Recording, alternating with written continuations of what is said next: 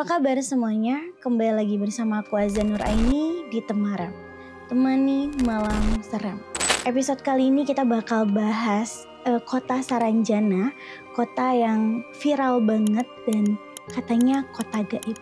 Sebenarnya apa sih kota Saranjana? Kota Saranjana itu adalah sebuah kota gaib yang dimana gak semua orang bisa melihat kota itu. Yang bisa melihat mungkin hanya orang-orang tertentu yang punya penglihatan khusus. Dan kota Saranjana ini tidak seperti kota kumuh atau kota yang kotor, melainkan sebuah kota yang sangat maju. Kota gaib yang ada di Kalimantan Selatan asal daerahnya Gina. Dan Gina ini tertarik dengan hal misterius yang ada di kota itu. Menurut kalian kota Saranjana itu apa? Dan sebagian dari kita mungkin pernah mendengar, pernah ada pembelian alat berat dan mobil mewah yang beralamat ditunjukkan pada alamat Saranjana. Padahal kota Saranjana itu tidak ada. Jadi pemerintah daerah itu dikagetkan dengan pengiriman ini. Dan juga ada beberapa musisi yang pernah konser di sana, seperti Ari Lasso, Ivan Seventeen, Novia Bahmit, dan yang terakhir ada Tantri Kotak. Yang awalnya itu mereka melihat penontonnya rame banget, tapi tiba-tiba seketika sepi, hilang gak tahu kemana. Dan terakhir yang sempat viral, foto seorang perempuan di Bukit Mamake. Padahal di belakang bukit itu kalau siang hari terlihat hutan dan lautan. Dan ketika gelap hanya lampu begang atau lampu nelayan yang terlihat. Tapi di foto itu ada penampakan sebuah kota atau penampakan kota Saranjana. Aku juga sempat lihat foto viral mbak-mbak yang foto belakangnya itu lampu-lampu kota. Padahal kalau siang itu cuma gunung dan lautan. Apakah mungkin itu benar kota Saranjana adanya? Kita tidak ada yang tahu. Kita balik lagi nih ke Gina yang ingin mengunjungi kota Saranjana. Apakah dia bisa pulang dengan selamat atau selamanya terjebak di kota Saranjana? Pada bulan Desember tahun 2022 dengan persiapan 2 bulan, berangkatlah Gina ke kota Saranjana itu. Ketika Gina tinggal di Jakarta, jadi harus naik pesawat ke Kalimantan Selatan kurang lebih 1 jam 40 menit. Singkat cerita, sampailah Gina di kota Banjarbaru yang dimana itu adalah tempat Gina berasal. Ia beristirahat di rumah orang tuanya sambil mempersiapkan fisik dan mental untuk meneruskan perjalanan ke kota Saranjana yang masih amat sangat jauh. Keesokan harinya, Gina berangkat dari kota Banjarbaru menuju ke Kabupaten Kota Baru. Perjalanan yang harus ditempuh sekitar 8 jam yang sudah termasuk menyeberang laut menggunakan kapal feri. Setelah lelah dalam perjalanan, Gina memutuskan untuk beristirahat dan menginap di salah satu hotel yang ada di kota itu. By the way, Gina ini gak sendiri ya, jadi berangkat dari Jakarta ke Kalimantan Selatan ini ditemani dengan 3 orang temannya. Kabupaten Kota Baru ini adalah wilayah kecil yang dimana tidak ada gedung-gedung tinggi seperti di Jakarta. Sedangkan Saranjana dipercaya memiliki gedung-gedung tinggi seperti pencakar langit. Jadi kontras banget ya perbedaannya teman-teman. Ini kota kecil, tapi kok ada urban legend bahwa di sana ada kota maju.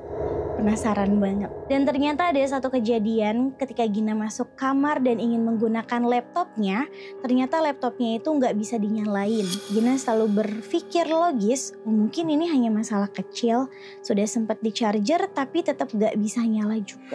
Kenapa? Selama di pulau itu laptop Gina nggak bisa nyala, tapi setelah keluar pulau itu barulah laptop Gina bisa menyala dengan normal. Bahkan sampai sekarang bisa nyala. Jadi aneh banget gak sih? Padahal laptopnya dalam keadaan baik, tapi waktu di pulau itu benar-benar gak bisa nyala. Bahkan udah di charger, udah di segala macam, tapi tetap gak bisa nyala. Setelah keluar dari pulau itu bisa nyala, bahkan sampai sekarang masih bisa digunain katanya guys. Keesokan harinya Gina melanjutkan perjalanan lagi ke desa Oka-Oka yang menempuh waktu 5 jam dari Kabupaten Kota Baru. Sesampainya di desa Oka-Oka, Gina baru saja dapat kabar dari temannya yang bernama Burhan, penduduk kota itu. Gina dikabarkan kalau Burhan ini sedang ada acara dan Burhan bilang, jangan ke desa Oka-Oka kalau tidak sama penjuru kuncinya. Karena Gina sudah sampai di sana, Gina memutuskan untuk mundur ke desa sebelumnya, yaitu desa Tanjung Lala sekitar 30 menit dari desa Oka-Oka. Dan sesampainya di sana, Gina dan tim diarahkan ke salah satu rumah yang nantinya akan menjadi penginapan untuk mereka. FYI, di desa itu tuh nggak ada gedung-gedung ya, nggak ada perhotelan, nggak ada penginapan gitu ya.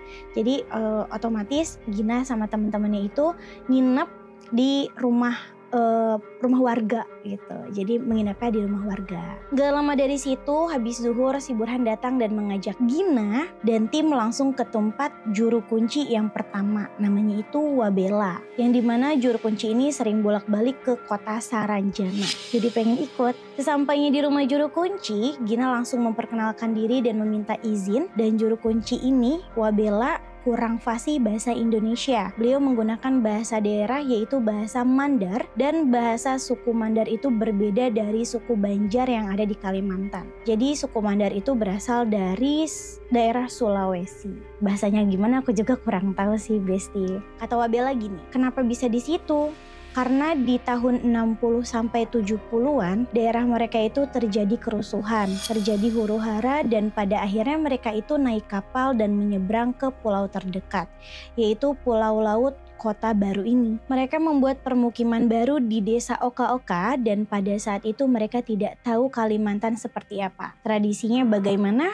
Pokoknya mereka membuat kehidupan baru saja di sana. Bahkan mereka juga tidak mengetahui adanya kota Saranjana. Tapi lama-kelamaan ternyata banyak kejadian mistis hingga membuat paranormal di desa mereka mengetahui, oh ternyata ada kehidupan lain selain mereka yang bernama kota gaib Saranjana. Dan Gina bertanya kepada Wabela, Wabela, kota Saranjana itu seperti apa sih? Gak Bela aja, aku juga bertanya-tanya, sebenarnya kota Saranjana itu kayak gimana sih? Isinya apa aja sih? Emang bener mewah banget? Dan Wabela bilang, kota Saranjana itu alam gaib yang ditinggali jin, atau orang yang bentukannya kayak manusia yang tidak ada filtrum. Jadi kalau untuk kalian yang belum tahu, filtrum itu bagian bawah hidung di atas bibir yang ada legokannya, apa ini? Yang ada sedikit ke dalam bagiannya. Kita sebagai manusia biasa bisa tinggal di kota Saranjana. Ada 3 cara. Yang pertama itu terpilih kayak ada alasan kamu terpilih, biasa disukai, entah kamu dijadikan saudara, diajak untuk bekerja di Saranjana, atau dinikahi. Makanya banyak cerita-cerita warga menikah dengan orang Saranjana. Yang kedua, tersesat. Ini samalah seperti cerita-cerita orang yang tersesat di gunung dan tersesat di wilayah Kota Baru itu atau wilayah kota Saranjana. Yang ketiga ini ditemani juru kunci dan mendapatkan izin dari kota Saranjananya sendiri. Jadi memang kalau mau datang ke kota Saranjana itu ada 3 cara. Disukain ya, tapi itu juga ada syaratnya. Terus tersesat dan harus ditemani dengan juru kunci yang harus dapat izin dulu dari kota Saranjananya sendiri. Apakah juru kunci itu dukun? Dan ternyata bukan, teman-teman. Jadi juru kunci ini adalah jembatan informasi antara dunia manusia dan dunia gaib. Fakta ini membuktikan warga Saranjana itu ternyata diakui menjadi penduduk kota Saranjana dan ternyata ada KTP-nya juga. Wow. Oh ya, aku juga mau kasih tahu, sempat aku lihat KTP-nya itu berbentuk lembaran kertas yang tulisannya itu Arab. Kalau nggak salah bacaannya itu kayak Bismillah, Kul huwallahu, pokoknya kayak bolak-balik kayak gitu. Aku nggak tahu bacaan jelasnya apa, tapi yang kebaca tuh kayak Bismillah, Kul huwallahu, pokoknya kayak gitu. Tapi bener-bener kayak itu tuh bukan KTP, itu kayak surat kayak Al-Quran, cuma memang cuma 1 lembar yang isinya, yang bacaannya tuh kurang lebih atau nggak tahu salah nggak tahu bener ya, yang aku bisa baca tuh kayak Bismillah, Kul huwallahu gitu. Ngebayangin sih ya, aku juga kayak gimana itu isinya apa, artinya apa, aku juga nggak tahu sih.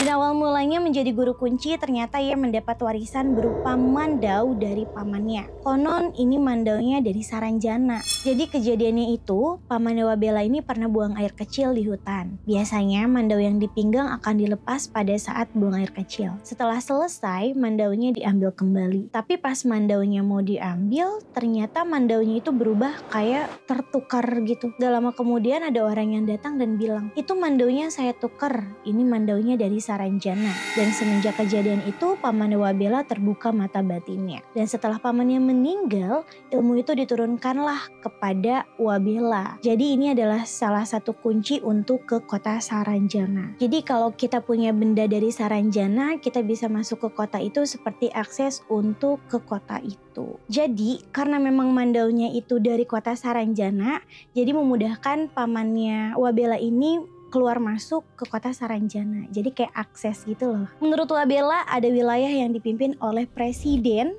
dan ada juga yang dipimpin oleh raja. Saranjana itu lebih maju daripada Jakarta. Ada bangunan yang berlapis emas, itu ada di wilayah kerajaan atau bangunan khusus Saranjana. Ada jadwal khusus ke kota Saranjana. Malam Jumat sehabis maghrib sampai di jam 3 subuh, beliau dijemput dari kota Saranjana dan naik mobil langsung bisa sampai ke kota goib Saranjana. Dan beliau berkeliling dari Sabang sampai Merauke naik mobil.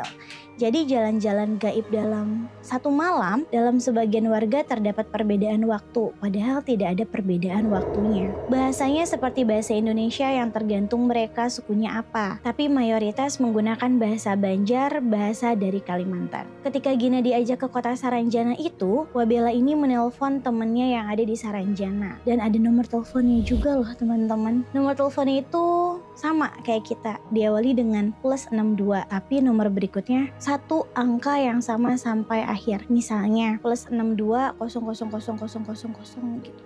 Dan ada WhatsApp-nya juga. Wah, ini canggih banget, sumpah canggih banget. Wabella ini bilang gak ada bedanya sama seperti dunia manusia, tapi emang bener-bener ada WhatsApp-nya. Terus kayak nomor teleponnya 62, di Indonesia banget ya.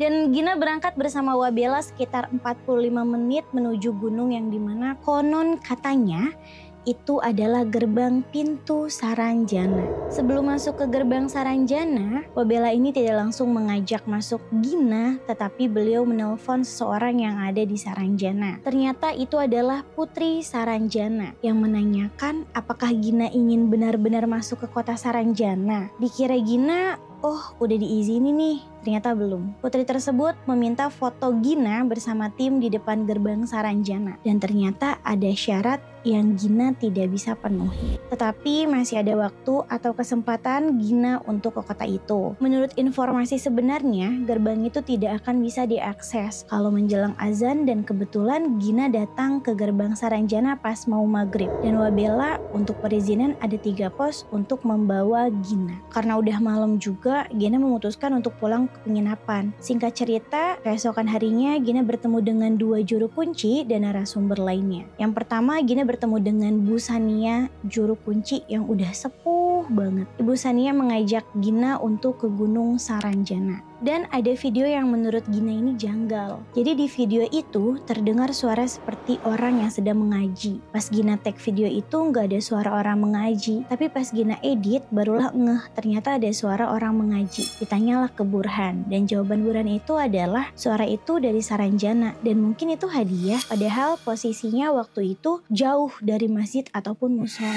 Atau mungkin Gina diperbolehkan masuk ke dalam kota Saranjana. Kita lanjut ceritanya. Pernah di mana ada orang hilang yang bernama Ibu Musdalifah. Waktu kecil ia main sama teman-temannya di dekat sekolah. Dan di dekat sekolah itu ada pohon yang di bawahnya ada batu yang sangat besar. Namanya anak kecil apa juga dipegang ya teman-teman. Dipeganglah batu itu sama Musdalifah. Tapi setelah ia mainin batu itu, pas dia dengak, kalau bahasa dengak itu kayak naikin kepalanya ke atas, seketika sekitarnya itu berubah, yang tadinya hutan belakang sekolah dan berubah menjadi pemukiman rumah elit. Musdalifah bingung dan ada ibu-ibu yang manggil dia, "Adek, ayo sini ikut kita." Dan kebetulan di sana lagi ada pesta yang banyak banget makanannya. Ditawarinlah ke Musdalifah, tapi Musdalifah nggak mau. Terus dia cari jalan pulang tapi nggak nemu karena di desanya itu nggak ada kota yang sekarang dia lagi cari jalan keluar gitu. Apa ya, nyasar kalau kata kita tuh nyasar. Dia udah nggak nemu jalan keluar. Akhirnya dia udah capek, dia nangis dan dia didatangi sama orang-orang. Mau pulang, kata si Musdalifah nih sambil nangis. Di dunia nyata, ibunya Musdalifah ini sebelum maghrib ia mencari Musdalifah ke rumah temannya. Tapi kata temannya udah pulang, tapi nyatanya belum sampai rumah Musdalifahnya. Yang namanya kampung kalau ada kehilangan anak ya, pasti bakalan rame dan bakal dibantu. Tapi walaupun udah dicari kemana-mana, Musdalifah tetap gak ketemu. Keluarganya sudah lapor polisi dan juga sudah mencari kemana-mana tapi tidak ketemu. Karena tidak ketemu, keluarganya Musdalifah ini ke rumah Ibu Sania yang tadi disebutnya juru kunci. Karena juru kunci ini bisa berkomunikasi dengan orang Saranjana, bertanyalah beliau, "Di dunia kami lagi ada orang hilang, apakah ada di sana?" Kata Ibu Sania. Di dunia kota Saranjana, Musdalifah masih terus menangis. Dan tiba-tiba terdengar suara orang-orang yang manggilin Musdalifah. Musdalifah tersadar kalau ada orang yang mencarinya. Barulah setelah itu warga mencari-cari Musdalifah, terlihat Musdalifah di tempat yang sama. Di batu dekat pohon yang tadi Musdalifah pas lihat ke atas tiba-tiba daerahnya udah berubah. Tapi pas ketemu, Musdalifah seperti tidak sadarkan diri. Matanya merah seperti ingin melawan seseorang. Dan ternyata setelah memanggil paranormal, Musdalifah ini hanya raganya saja yang pulang. Jiwanya masih tertinggal di kota Saranjana. Karena Musdalifah ini menjadi incaran di kota Saranjana. Dan ada satu cara untuk mengembalikan jiwa Musdalifah, yaitu ditukar dengan menyembelih kambing. Tapi pada waktu itu tidak ada kambing di desa itu. Setelah negosiasi, ternyata bisa ditukar dengan ayam, tetapi harus disembelih di titik yang sama ketika Musdalifah hilang. Setelah itu langsung Musdalifah balik dan kembali normal. Wah, ternyata sampai segitunya ya teman-teman kehilangannya Musdalifah, sampai harus menyembelih hewan untuk kepulangan jiwa dan raganya Musdalifah yang hilang di dalam kota Saranjana. Berarti benar dong adanya kota Saranjana. Kalau menurut teman-teman gimana? Komen di bawah ya. Oh iya, buat teman-teman yang punya cerita horor bisa banget nih langsung aja ditulis di kolom komentar atau kirim DM ke Instagram Si Umang TV. Aku Azza Nuraini pamit undur diri. See you, bye-bye.